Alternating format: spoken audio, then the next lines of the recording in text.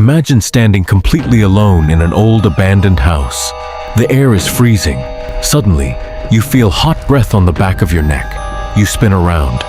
There is no one there. But then, a little girl's voice whispers right into your ear. "Mommy, there's someone here." This isn't the script for a horror movie. This is the terrifying reality of a real house in Atchison, Kansas. A place the world now knows as the Sallie House. Today on Untold Story, we are unpacking a mystery where the paranormal doesn't just watch you, it physically attacks you. It scratches your skin, tears your clothes, and violently forces you out. But here is the real question. Is this just the tragic spirit of a mother who lost her child in a fire? Or is something much darker, something demonic, hiding in the walls of the Sallie House? By the end of this video, you'll have to decide for yourself if you'd ever dare to step inside. To understand the horror of today, we have to look at the tragedy of the past. The year is 1898, Atchison, Kansas. The house was a beautiful, warm home belonging to John Q. Cooley, his wife Sallie, and their young baby daughter. Sallie was known as a deeply caring, vibrant woman. This house was their entire world. But in the late autumn of 1898, that world went up in flames. A massive, unexplained fire tore through the house. It was so intense, so unbelievably fast, that Sallie and her infant daughter were trapped inside.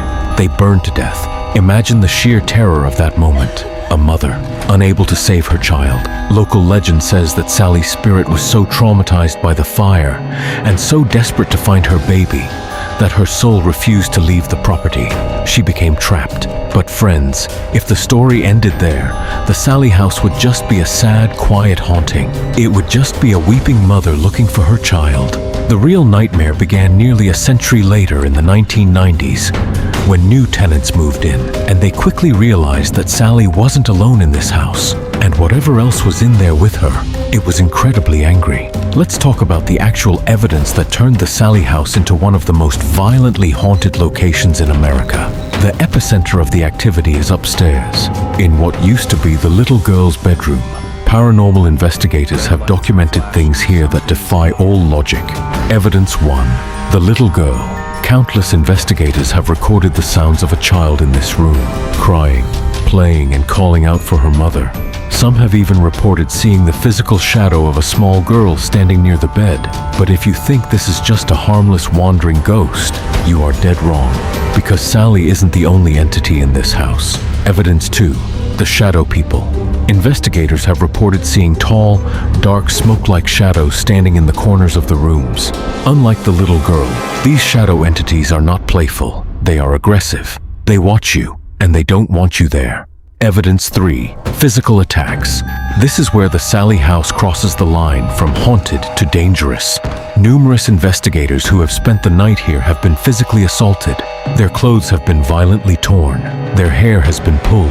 And most terrifying of all, they have woken up with long, bloody scratch marks across their backs and arms. A normal ghost cannot rip your shirt. A normal ghost cannot leave physical scratch marks on your skin.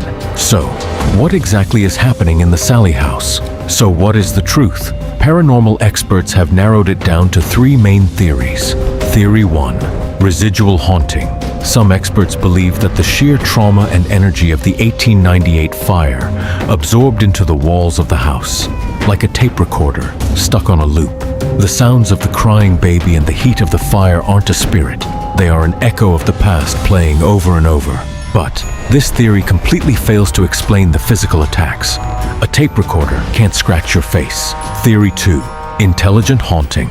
The second theory is that Sallie's spirit is highly intelligent. She is fiercely protecting the memory of her child. If an investigator disrespects the house or goes into the baby's room, Sallie physically attacks them to force them out. But again, investigators have reported being attacked by entities that look like tall men, not a grieving mother. Theory 3. The demonic entity. This brings us to the darkest theory, favored by top demonologists. They believe there is no human spirit in the Sallie House at all. This is a demonic attachment. Demons are tricksters. They use a technique called spirit attachment. They will mimic the voice of an innocent child to draw you in, making you feel sorry for them. But once you are emotionally vulnerable, the demon drops the mask.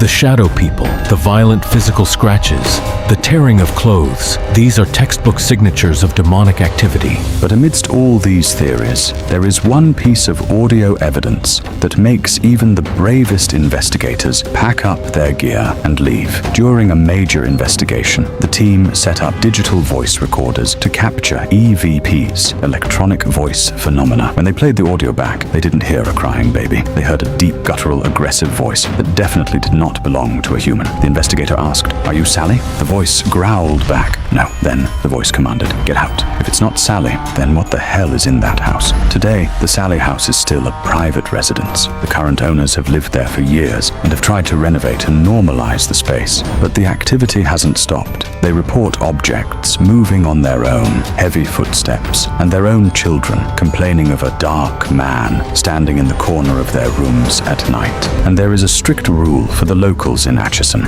Never go to the Sallie House to take photos. People who trespass and try to take pictures often find their cameras mysteriously breaking. Those who manage to get the photos often develop strange, unexplained rashes or scratches on their arms days later. The house demands its privacy. The Sallie House remains one of the most fiercely debated locations in paranormal research. Is it the tragic, protective spirit of a mother who died in a fire? Or is it a demonic entity using a tragic history as a mask to hunt the living? I want to know what you think. Are you Team Sallie, or do you believe this is a full-blown demonic infestation? Drop your theories in the comments below. I read every single one, and I'll be hearting the most insightful ones. And let me ask you this. If you were offered $10,000 to spend one single night alone in the Sallie House, would you do it? If you're brave enough, type "I am brave" in the comments right now. Let's see who the real thrill seekers are. If this investigation gave you goosebumps, please hit that like button.